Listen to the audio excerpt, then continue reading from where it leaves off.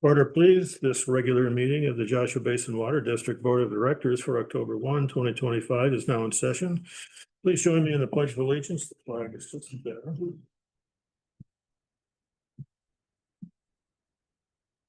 I pledge allegiance to the flag of the United States of America and to the republic for which it stands, one nation, under God, indivisible, with liberty and justice for all. Thank you very much. Determination of a quorum. General Manager Johnson, a roll call, please. President Flowen, Present. Vice President Doolittle, present, Director Fick, Here. Director Charlesberg, Here. Director Short. Here. There. Thank you very much. All directors are present in the boardroom. There is no request for remote participation. We have a quorum. Do I hear a motion to approve the agenda? I'll make the motion. I'll second. Thank you very much. Are those in favor? This is a voice vote. Those in favor of approving the agenda, say aye. Aye. Aye. Opposed? Motion approved. Public comment. This designated time is for members of the public to provide comments on any district-related matter, whether appearing on the agenda or not. Under provisions of the Brown Act, the board is prohibited from taking action on items not listed on the agenda. At the discretion of the board president, comments on a particular agendized item may be deferred to until that item is heard. Is there any public comment? Hearing none. We have a car just pulled into the parking lot. General Manager Johnson, is there written, electronic, or voicemail public comment? None to my knowledge. Thank you very much. Public comment time is now closed. Consent calendar. Consent calendar items are expected to be routine and non-controversial, to be acted upon by the board at one time without discussion. If a board member would like an item handled separately, it will be removed from the consent calendar, the agenda, for separate action. We have one item. It's the board minutes from September 17. Does anyone want to remove this item from the consent calendar for discussion? I would. Very well. There are no items on the consent calendar. And item 6 will be draft minutes from the board meeting September 17, 2025.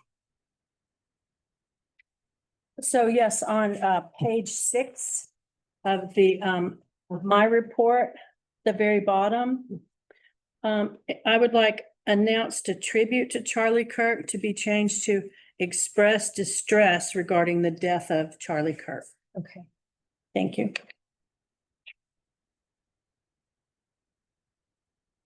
That's it. Anybody else have anything for that? Okay, item 7, we're up to, there you are. I think you do want to take a vote to approve the minutes still. Oh, thank you.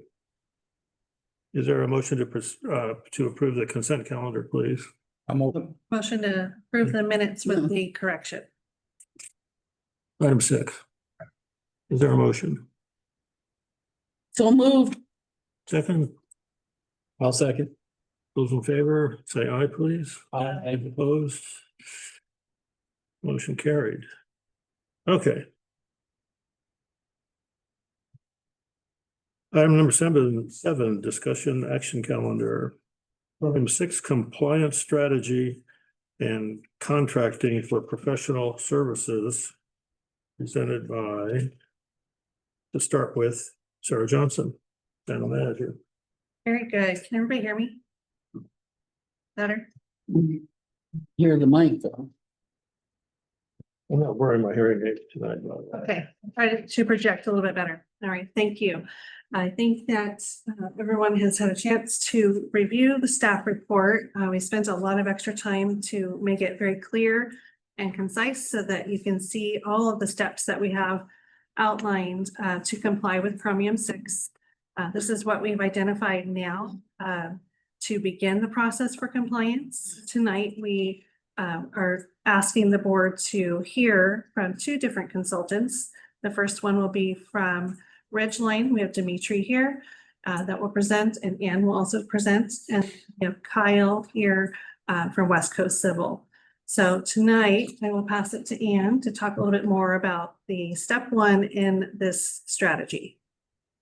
Thank you very much. Good evening. We do have some special guests tonight. Let me start my PowerPoint here before I introduce Dimitri to you. So we wanted to first talk a little bit about what does a municipal advisor do. So Dimitri Semenov from Ridgeline Municipal Strategies is a municipal advisor. And so the roles and responsibilities of that position is to several things: to analyze current and projected municipal finances, provide cash flow analysis, capital improvement planning, advise on refinancing existing debt to save money, to advise on bonds and debt issuance. So this will be a little further down the road, guide governments on financing projects through bonds or notes, recommend bond types, maturity schedules, repayment structures, and advise on timing the market for the lowest borrowing costs. The municipal advisor acts as a fiduciary, prioritizing the district's interests, explains risks, costs, and benefits of financial products, and offers independent perspective when dealing with banks and investors. They also are involved with compliance and regulatory guidance. So they ensure compliance with SEC, Security Exchange Commission, MSRB, and IRS regulations, assist with disclosure requirements and obligations, and guides on tax law considerations for municipal debt. And finally, negotiation and transaction support. A municipal advisor represents municipalities in negotiations with underwriters, assists with structuring bond sales, and reviews and negotiates financing documents for fairness. So in summary, municipal advisors provide financial expertise for public entities, ensure cost-effective, prudent, and compliant decisions, and protect ratepayers by prioritizing public interests. And with that, I would like to introduce Dimitri Semenov from Ridgeline Municipal Strategies. Let me close my screen here so that you can see him. He has had a few meetings with us here at the district to gather information. And so I'll just turn this over to him. He can say a few words, please. Yes, thank you, Ann. Good evening, more present members of the board. My name is Dimitri Semenov with Ridgeline Municipal Strategies. That was probably the most elaborate introduction I've ever had. We just say that we help you make better financial decisions, and we do act as a fiduciary for our clients. This is our licensing with the Securities and Exchange Commission.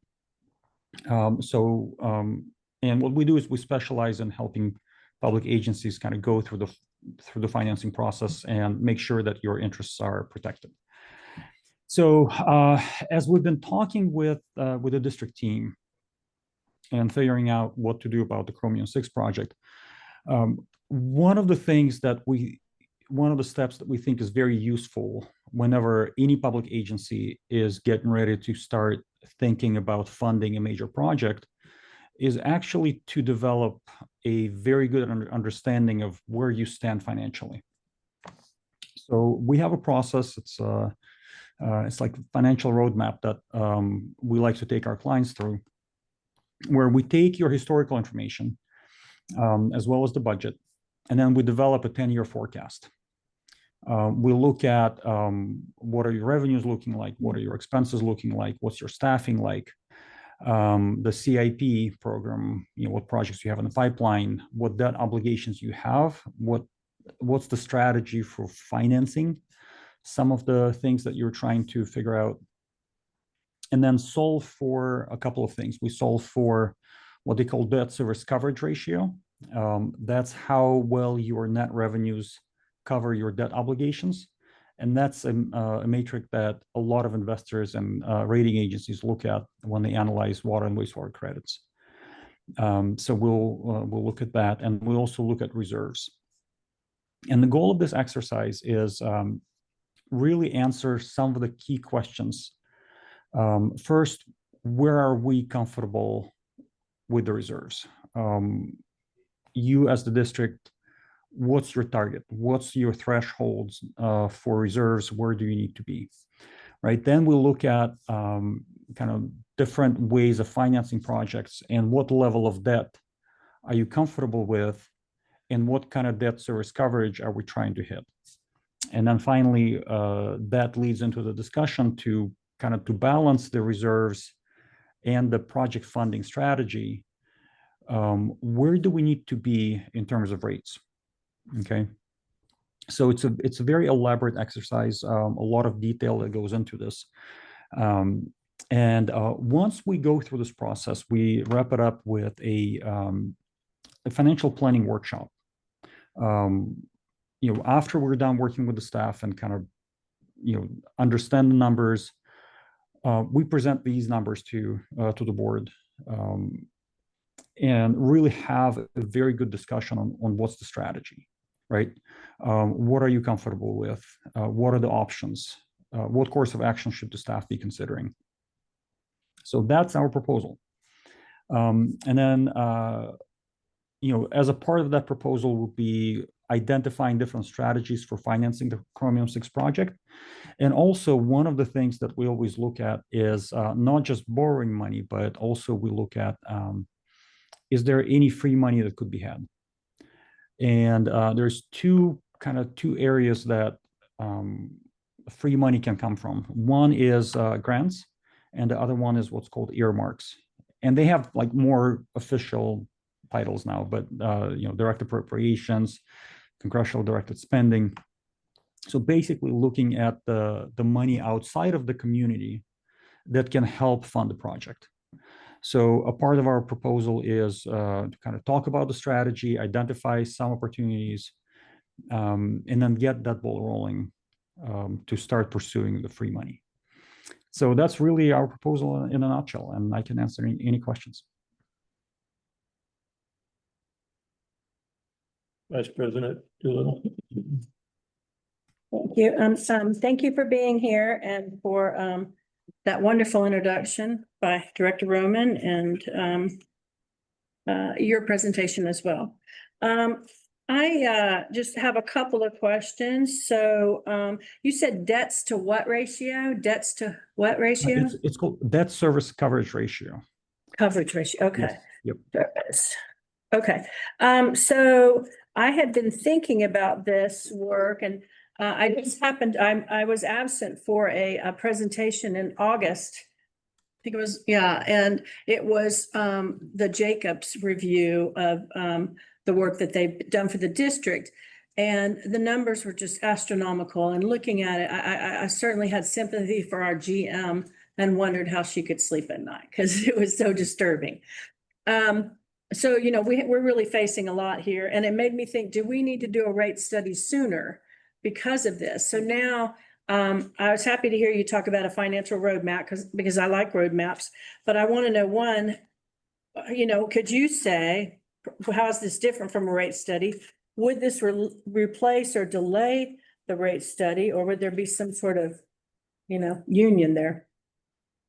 Right. So the work that we normally do is we find it more detailed and more nuanced than the rate study work. And at the end of the process, there will be a very detailed financial model that will be prepared that the district can actually use to help expedite the rate study.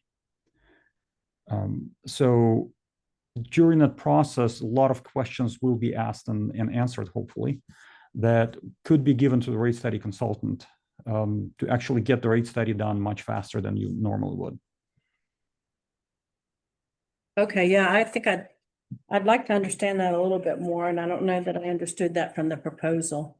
So this work would feed a future rate study. It won't delay a rate study. And should we need one sooner because of this work ending and us having a better roadmap of what to do next, we may want to start it sooner. So it'll be dependent on the outcome of Dimitri's work. Okay. Yeah, so I made a note that it said more detailed and nuanced than a rate study. So I like the details, and I'll be looking later on to see the proof of how it's more detailed and nuanced, just letting you know. So what percentage of the work is in your work in the contract? I couldn't tell, but if you can tell me, is, financial awards, whatever earmarks or grants or whatever, to post-award work? Isn't there some post-award work, or because it ends in next year, there's none of that in here? Because I saw that there's, and you ensure compliance, and so I'm wondering how there's ensuring compliance if we haven't been awarded the work, the money. So just to clarify, our proposal right now only covers the financial planning aspect Okay, and getting the ball rolling on identifying the grant and your earmark strategy. okay, so the ensuring compliance part that was in the slides will probably be later, would be later. So That the was just part of compliance your that- role. Yeah, the compliance that we help you navigate is not the grant compliance, it's the debt compliance. So whenever you have financing, we help you navigate the compliance Oh, okay, related to financing matters. Grant compliance is a whole different ballgame, okay. and you'll be hearing way more about that down the road. And then lastly, and maybe I missed it in here, but, and this would also be for the other consultant in the room. I'll be very interested to know what kind of coverage we have in these agreements for presentation to the board. And, the presentation by the organization to the board. So wherever you think it's appropriate, obviously. Yeah, there'll be some reporting. I'm not certain that Kyle will speak to now. I don't know how many engineering reports there will be, but there could be. Just it depends on how this whole thing unfolds. One thing that Dimitri and I talked about when I met him in person at Monterey or in Monterey was that going through this process is often a person in my seat or Ann's seat or the board seat once or twice in a whole career. So it's very nebulous, and we're not going to know every single step ahead. And that's why we are hiring these professionals to kind of hand hold us through some of these processes and help us figure out those. When a presentation is necessary, then we definitely want to bring that information to the board. Okay, so would there be any public visibility to this like there is in a rate study? That's a great question. Will this end in a document that's public facing, Dimitri? Yes, so actually task 3 of our proposal is a financial planning workshop with the board. So once we build that model and we run the analysis and we have the initial discussions with the staff and we identify strategies, all of that will be brought to the board for presentation, for discussion, for input. So it will be a very open process. There's nothing that we do that's hidden. May I ask again, what page is that on? Are you, anybody else can tell me? What page? 22. Oh, page 22. 3. Wait a minute. Wow. Okay. And that's anticipated to be in person. Yes. Oh, okay. Workshops in there. Yeah, I see that. Okay. But, and so that's where the public would have to participate is what we're saying, would be there. All right. Okay, thank you. That's all for me. Thanks. Dr. Fick? Yeah, several questions. One is, I assume you represent or consult to other water districts in California? Yes. And is the chromium-6 issue a new one, or are there several districts working with this issue with your corporation? So I have helped another district here in Northern California. We're based in Sacramento to finance the chromium-6 project. It was much smaller than yours, and they were able to get away by just doing a couple of wells in a different area. We are talking to a city about the chromium-6 project, so the topic does come up. So that's not something that's completely new. Okay.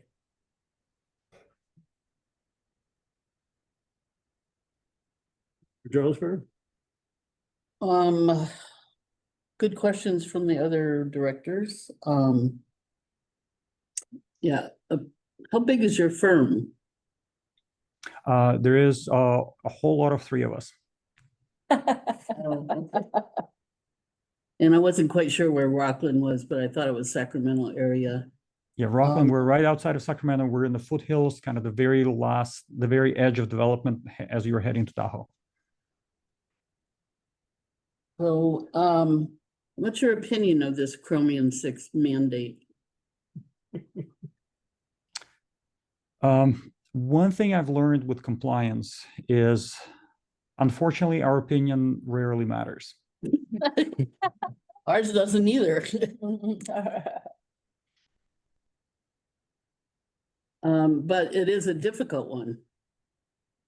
Correct? It is a difficult one. Water and wastewater is full of different mandates.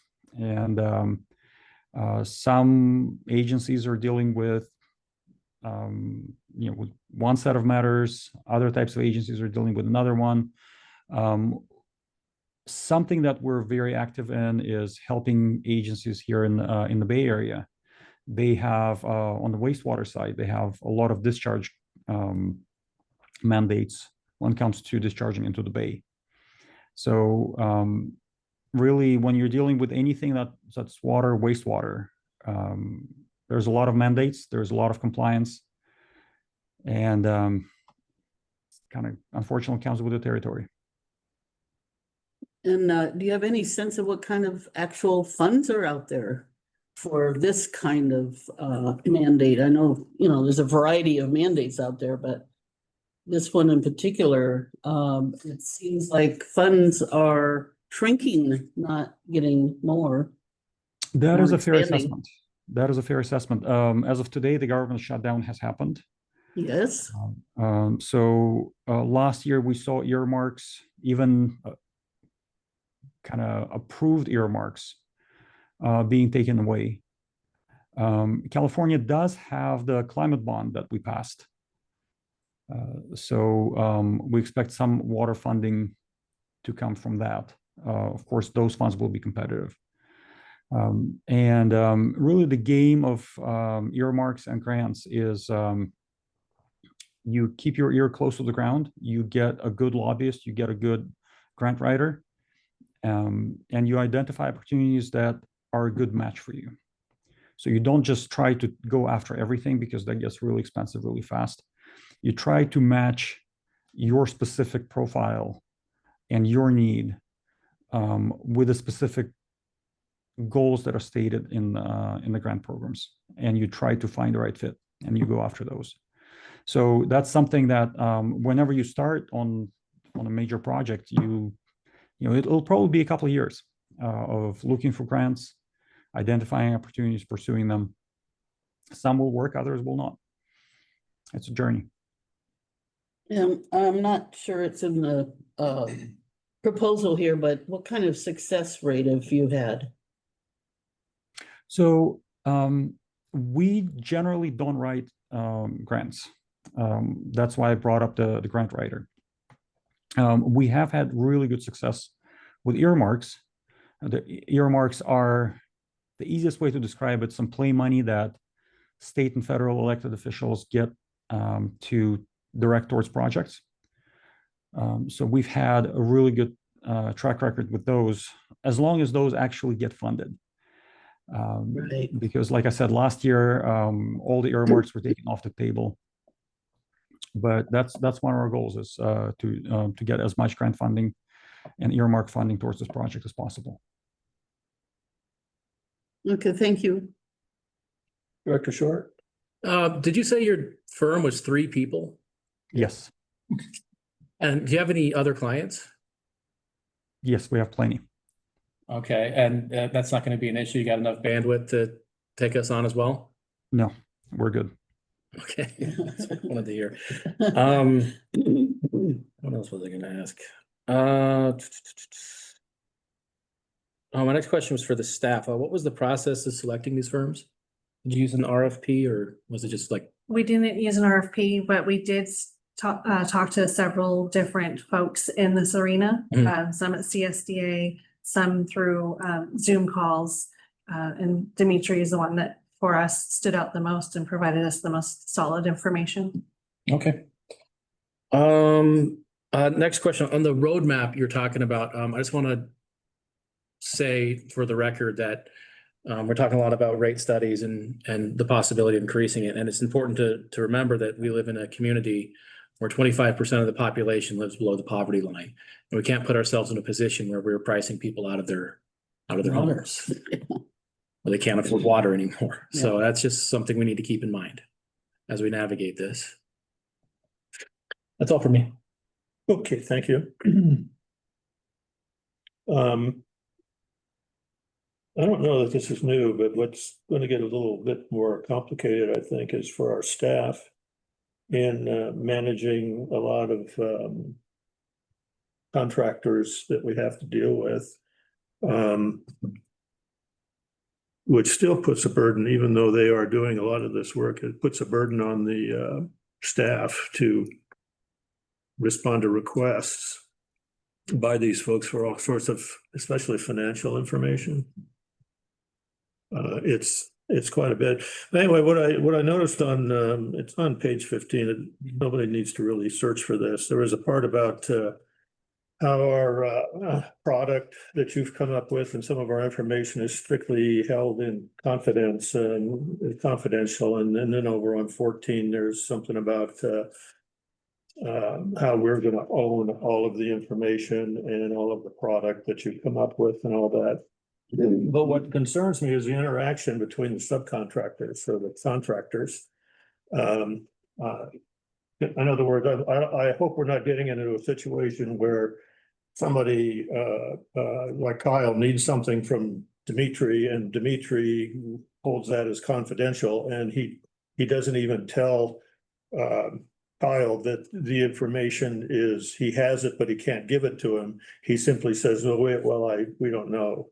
You know, it also sort of, I think, would put the general manager in a position to where she has to know something about everything so that she can make sure that all of the different contractors that we're going to be hiring know what each other are doing and what they're supposed to be doing, so we don't get a repetition or somebody acts without fully knowing all of the information they're supposed to know to make a good decision. So I assume there's some sort of a line between, or this is a boilerplate, to where if you're holding something of ours as confidential, that you're not going to be able to tell Kyle about it.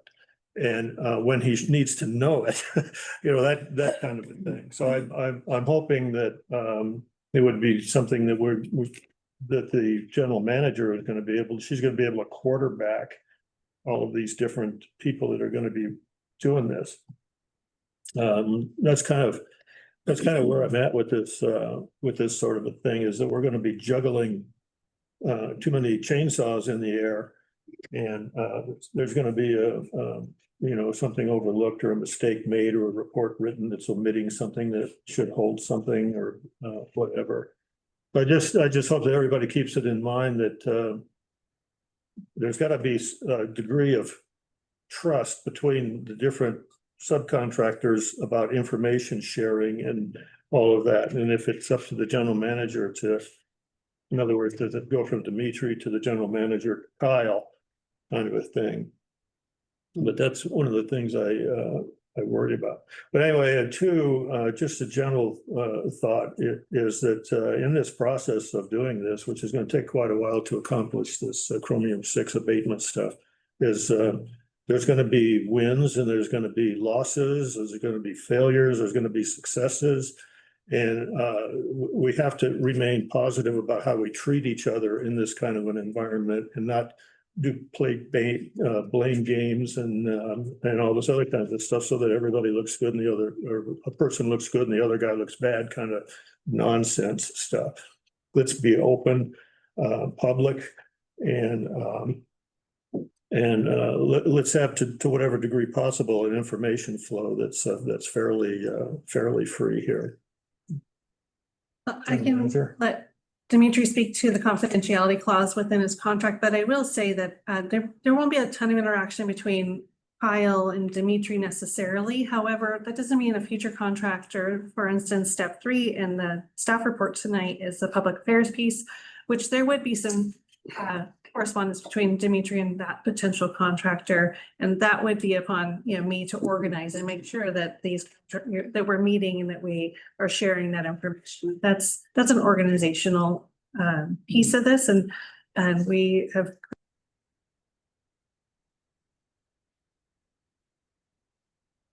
so we're meeting on a regular basis. We're sharing information. Everybody's getting assigned the contractor or vendor that belongs to them. They're the vendor manager, so to speak. And that, when we come together as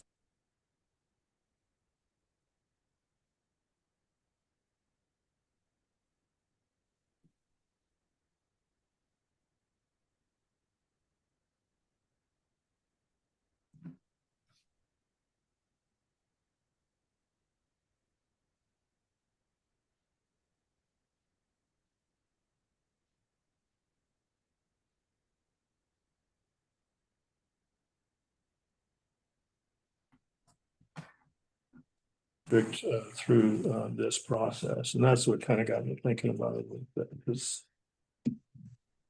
enough said. It'll take more than a village for this project. So I had a couple other things to say. So I'm assuming then after this, should things work well between the district and your organization, there will be future contracts, right? Beyond this. Should it be needed? Yes. Yeah, and the what you would be sharing with the district and the deliverables, would we be getting all of the source data that we would need for the rate study consultants that they would need? It would be in a format that they would need. You see, Yes, you don't. Yes, kind of the end product that will be provided is a detailed financial model and presentation slides. So the detailed financial model will, you can share it with anybody. So that's something that the rate study consultant would be able to plug in and Okay, go with. it's like an Excel or something like that. Yes. It's not a PDF. I saw we can get PDF it here. in Excel as well, yes. Okay, all right, okay.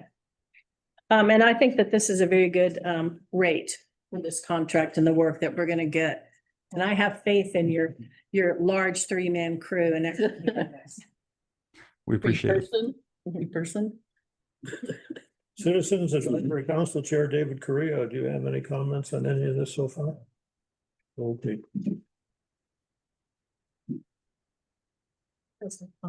We're done with questions for Dimitri. I think we do want to take a vote on this particular agreement first. Are you ready? Well, let me get ready here.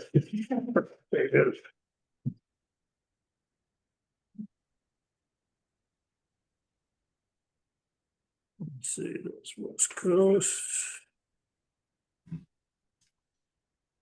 Is there a motion from the board to authorize the general manager to enter into an agreement with Ridgeline Municipal Strategies LLC for municipal advisory and consulting services?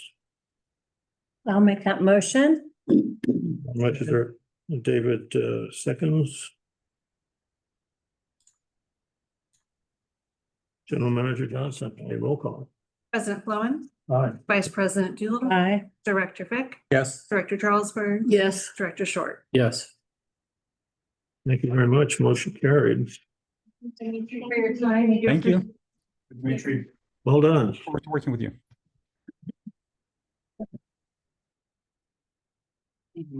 Continuing.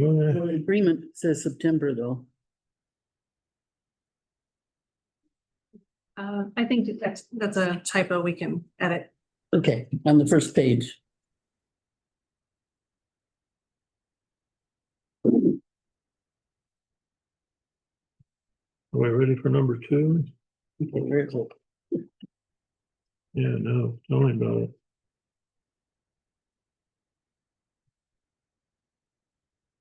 Okay, part 2 is West Coast. Yeah, West Coast Civil Incorporated as needed engineering support services. Very good. So as you can see, this is multifaceted. There's lots of questions that are going to be answered hopefully tonight and in the future as we move through this process. Tonight, I have Kyle McCarty here from West Coast Civil. Kyle's worked with us on many, many projects throughout the years. And the one thing the district hasn't had in a long time, which I know will be near and dear to some folks' hearts, is an as-needed engineer. And we view this as a relationship with somebody that we've already been working with, we already trust, and that already knows our district, knows our wells, knows our pressure zones and all of the operations that go make our district run. He would be helping and his team with Chromium 6 Chromium 6 issues, along with many other issues the district might need engineering services for. So the way I view this is that I have somebody I can call to ask those questions, and then he can either say, yes, that's something we can do, or help us find somebody else that help us with that issue.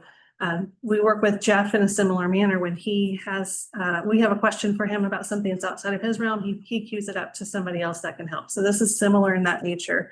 So everything would start in that as needed bucket and then get pushed into either its own project, if it is like Chrome 6, or into another capital project. So that being said, I'd like to introduce Kyle to you. Derek, He looks familiar. do I need to? Yes. Iron. Hello. Thank you, President Flowen, board members. We appreciate your consideration for this as needed services. I'm Kyle McCarty. I'm one of the principals and founders of West Coast Civil. We're a 30-person engineering firm here in Southern California. We do all kinds of as needed contracts like this for cities and water districts throughout Southern California.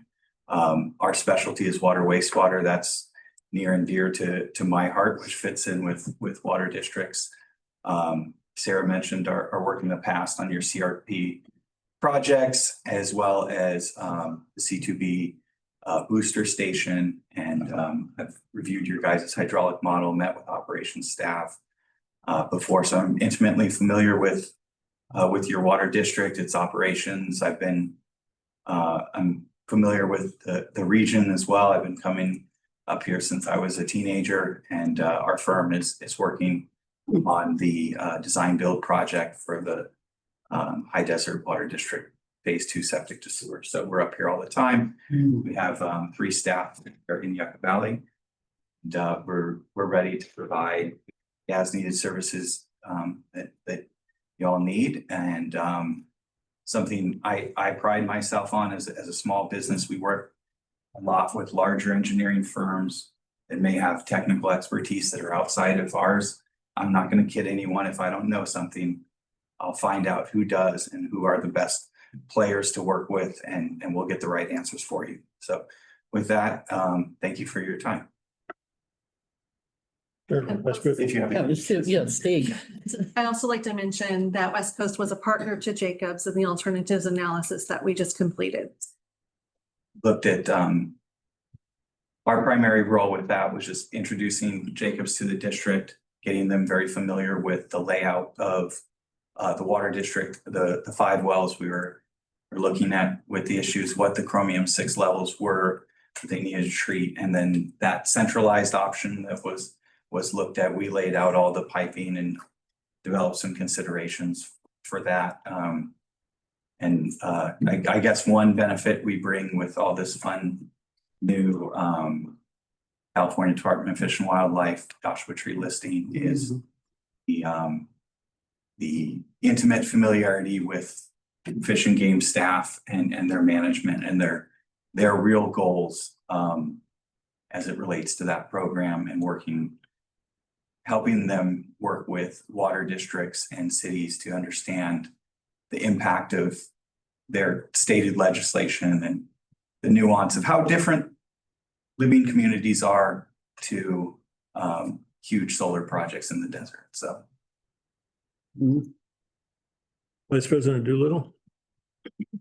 Well, I'm very glad that Joshua Basin Water District will now have some consulting expertise related to engineering.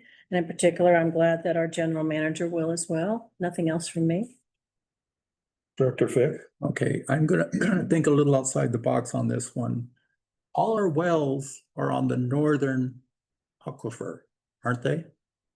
No, I think only, We're on the highway. The aquifer, yeah, the Joshua Tree or the Copper Basin, is that there's the, There's- yes, so there's, The highway. they're not all on the same. There's one that's on that side. I have to look at the map, but no, they're not all on the same one. like I said, it's out of the box as far as, I don't know what the water quality of the southern aquifer is deeper down. So that's a consideration to have. But, so it sounds like your group is very familiar with this area, so that's a good thing. Yeah, I think if we'd like to pursue that, we could do some well development testing. Could lay out a proposal for something like that. And really what you're looking for is trying to get water with much lower or no chromium. And I know Ray is working on profiling a new well. So what that entails is that they pull the pump and they basically take samples at different levels of the well, and they'll do the testing at those locations, kind of looking for an optimum spot to pull the water or elevation to pull the water to get either the best quality in this case, or sometimes it's the highest yield. Yeah, well, I do know that the southern aquifer is much deeper than our northern aquifer. So that might be a benefit. Definitely something to consider. Director Jarlsberg? Yeah, I like out of the box. That's interesting.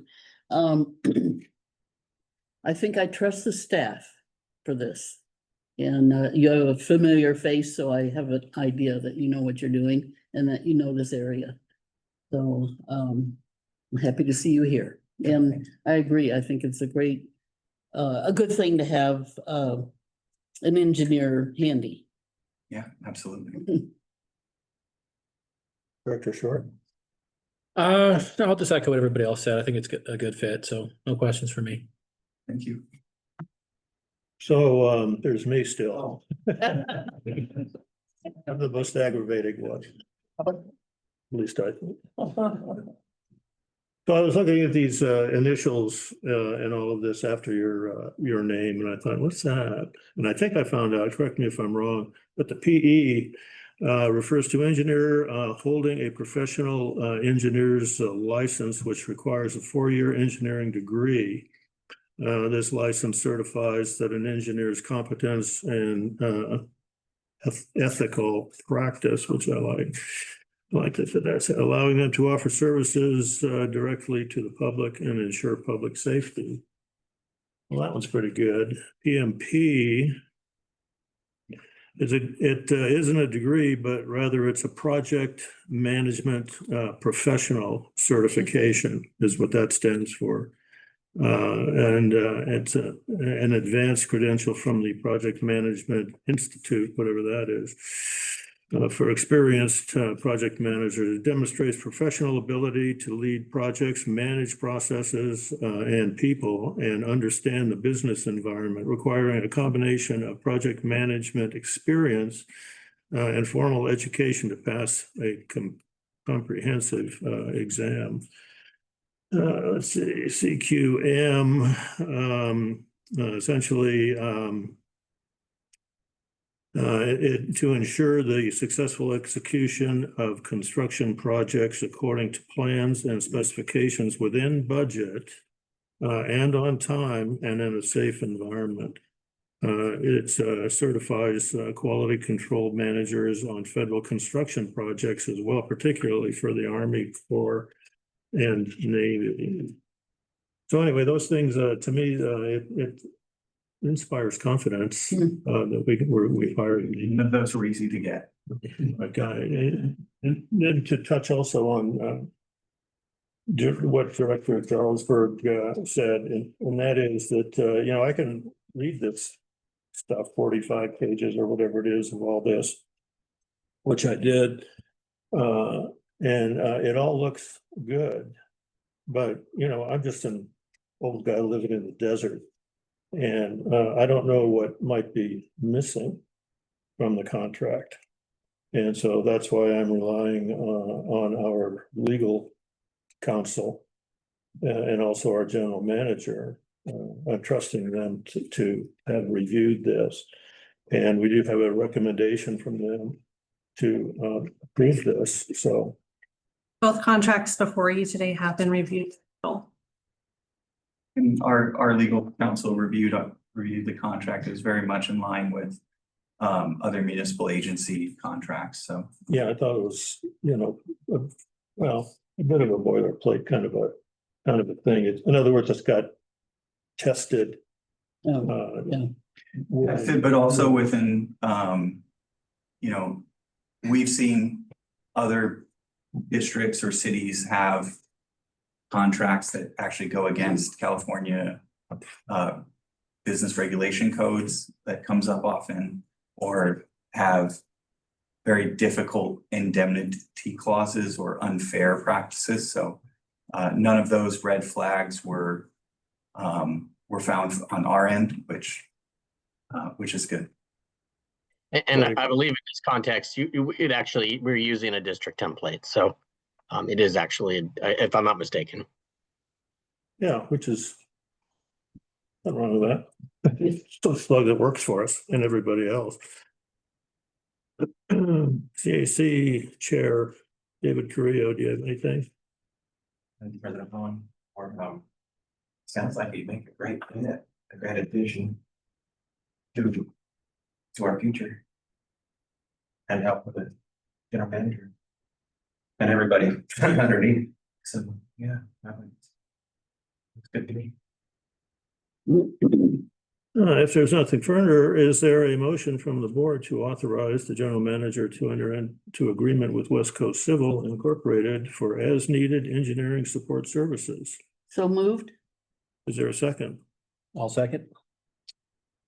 General Manager Johnson, roll call, please. President Flowen, Aye. Vice President Doolittle, Yes. Director Fick, Yes. Director Charlesburg. Yes. Director Short. Yes. Thank you very much. Motion carried. Thank you. Thank you, Connor. Thank you. Thanks for coming over. Welcome. But I hope that tonight instills some confidence in the board to see that, staff is really taking seriously the next steps that we have in front of us for CROM 6. I feel like that's all we've talked about, especially in this last month. There's so much to consider, so much to learn. Yesterday, David and I were in multiple meetings regarding funding and financing options and public advocacy. And so I'm kind of excited for our next board meeting to bring another contract for the public affairs portion, which is step 3 in tonight's staff report. Feels very promising to go for those earmarked funds.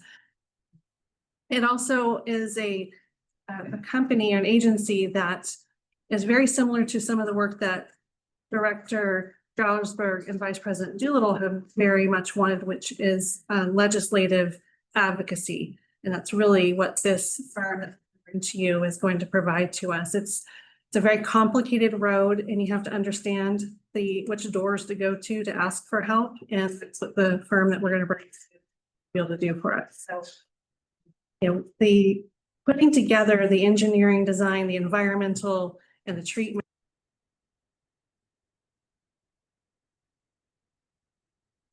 Doing business as usual. Funding it's another story. So that's something that, we really are going to have to work very hard on. We have currently the expertise, you just helped hire them tonight.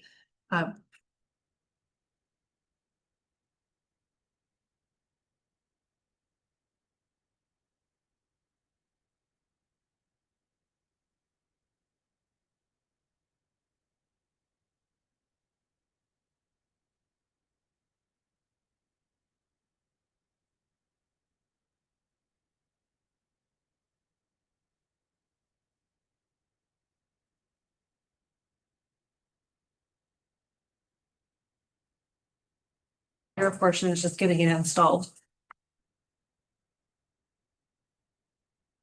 Thank you. Reports and comments. For informational purposes only on subjects not covered by the agenda. The opinions of individual directors are not necessarily the opinions of the board or district staff. No action will be taken. The board may provide staff with requests for future agenda items. Vice President Doolittle, please. Thank you. First, I have a small apology to the president for rushing him to gavel at the beginning of the meeting. I do that too much. So I'm officially apologizing. That's more funny than anything. And I'd like to say I appreciate the minutes, in particular, the great detail on the general manager's report in the minutes. That was very much appreciated. And as I had mentioned earlier, I watched on video today a meeting that I had missed, and I just want to call out a couple of things. One is that when while people are talking, when people on the board make noises like or yes, stuff like that, our mics are so sensitive, it really picks it up, and we end up stomping on what they're saying just by making little noises like that. Another thing is that, and that goes with also just piping up with a question. It's disconcerting for the viewer. I had that experience while I was watching it. So I think that's another good reason why we should raise our hand at least and be acknowledged to ask the question. And speaking of that, in that meeting, there were 3 Davids in that meeting. And so calling on the board director, David Fick, by David, I didn't have any, if I didn't know, I wouldn't have any reference to know who was speaking. So even without 3 Davids, if you say, David, do you have anything? We introduced our community liaison by his title, but yet we're not calling on members of the board by their titles. And I'm just stating that I think that might be a little confusing for people watching the video, knowing who these people are. That was my experience. And that's all for me. Thank you. Okay, well, I'm a David, not a Dave, but a David. Clear that one up.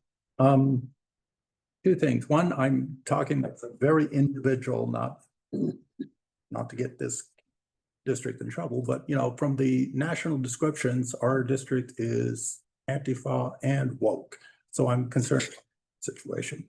But also on the national level, Washington, D.C. is looking for a training ground for urban combat. 15 miles north of here, we have a training ground for urban combat, 1,500 buildings on the Marine base. So if they want to find that, they can. Now also, back to the water situation, I don't know if we have any test wells that go deep enough on the southern aquifer to get the quality of the water for the chromium-6. That would be a question I would have too. Yeah, I don't know fully the answer to that, but what I do know is there are many, many monitoring wells within the district, and USGS has used them multiple times. And my understanding is the gentleman who's going to help with the profiling of well 15, his name is Noah, and I apologize, I don't know his last name.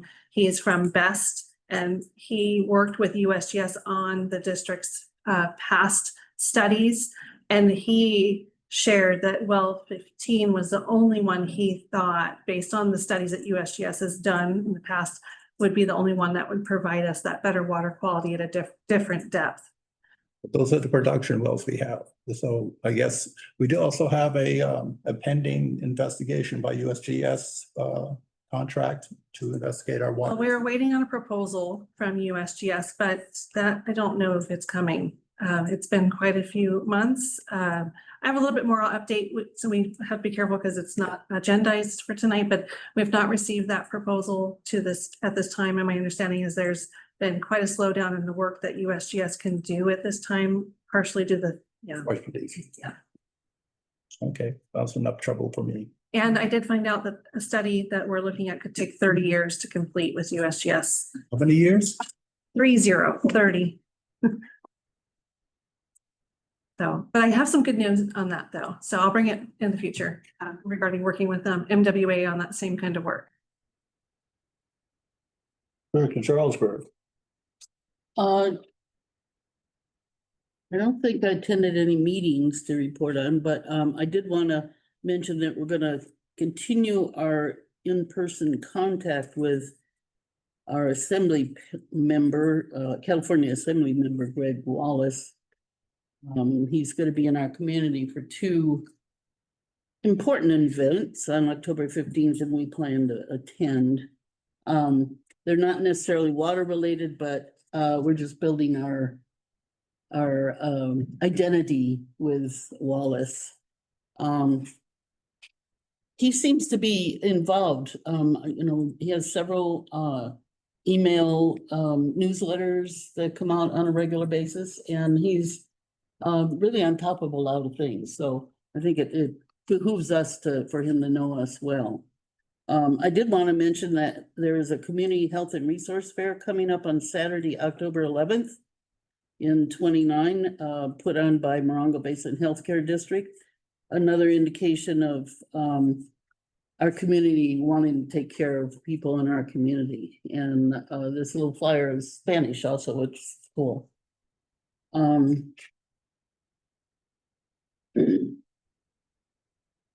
I wanted to ask if anyone is familiar with this. It sounds interesting, and I'm not even sure. I picked it up, I believe, at the meeting in Landers that we've been attending, the community meeting.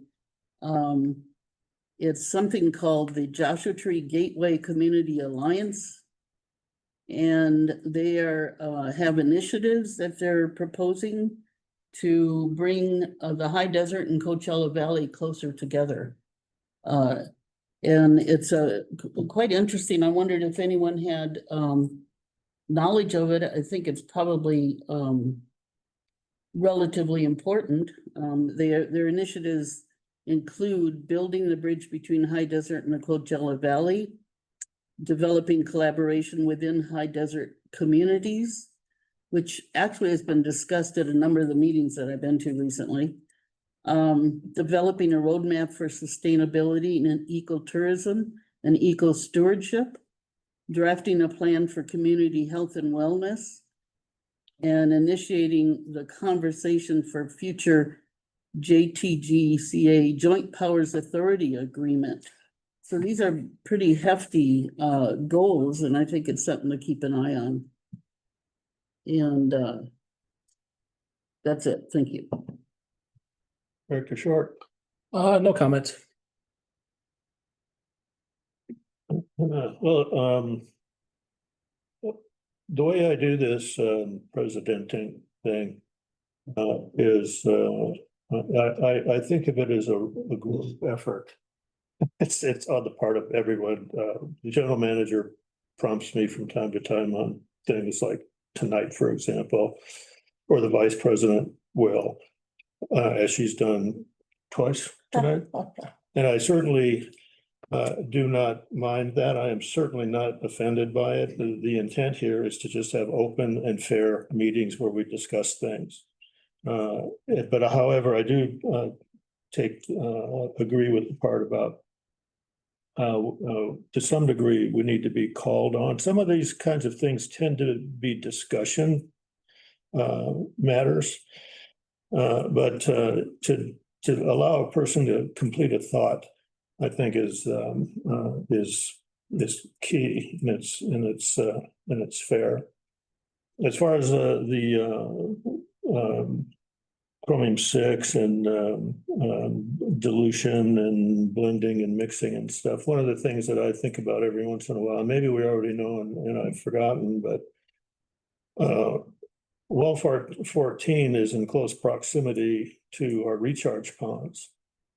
And so I was kind of curious if we knew the chromium-6 content of our recharge water that we buy. I don't know how many acre feet it is, but this year it's $817,000 worth.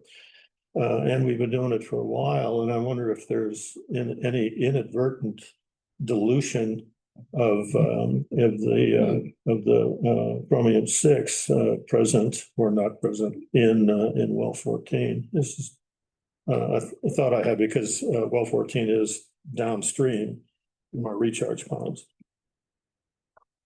And something that I think we have to be careful about these days, because in large measure, I think we are motivated up here, the board members, by our enthusiasm for this. And we have to keep our enthusiasm in check and remember when we make requests of the general manager and of staff that they are extremely busy people, and they are now taking on something else that's going to require a great deal of brain power. I'm not discouraging board members from making requests of staff or general manager. However, I think if we read in the job description of the president of the board or of the general manager of the water company, that she more or less has an authority to run this place. And we've given her that authority, and included in that, I think, is her option of prioritizing. And also we have to be careful of what she hears rather than being only careful about what we say. Because we can make, I do it. We all make requests of her, but we have to understand that she should have the ability to prioritize in what order she takes on tasks. And because she already has a full plate, and then we should not be dumping something on her, and then she will hear us say, we may not say it, but you'll hear us say, okay, when can I have it? Kind of a thing. We can simply ask her for things, and then she prioritizes when she will be able to have the resources to do it, time and resources. Because this stuff that's coming up here, it's a new frontier. We're going to learn. I mentioned it. We're going to learn as we go. We're going to make mistakes. There's going to be a level of inefficiency in what we do, and we just have to go easy on each other in these new endeavors that we have, and coordinating people and all those other kinds of organizations. Not just you. So let's just bear that in mind, please. And whenever I ask for something, I always say, feel free to ignore me if you need to. And I mean it when I say that.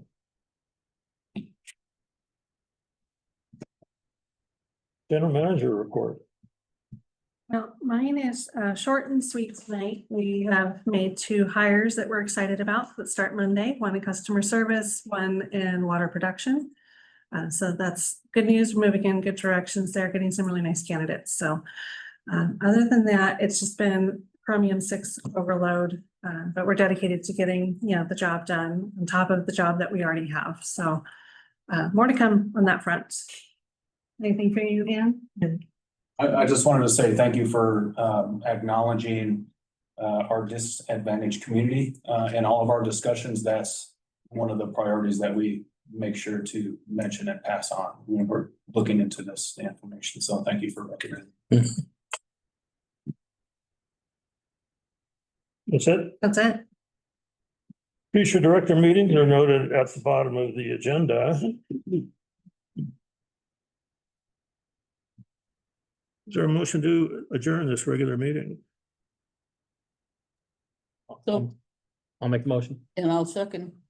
Thank you very much. This meeting is adjourned at 6:08. Have a good night. That's the exact same time the Dodger game starts, 6:08. Good job. I'm going to assume that's not a coincidence. I'm going to take that as a Dodger fan. So even if it's not, you don't have to tell me. Have a good night. Our priorities.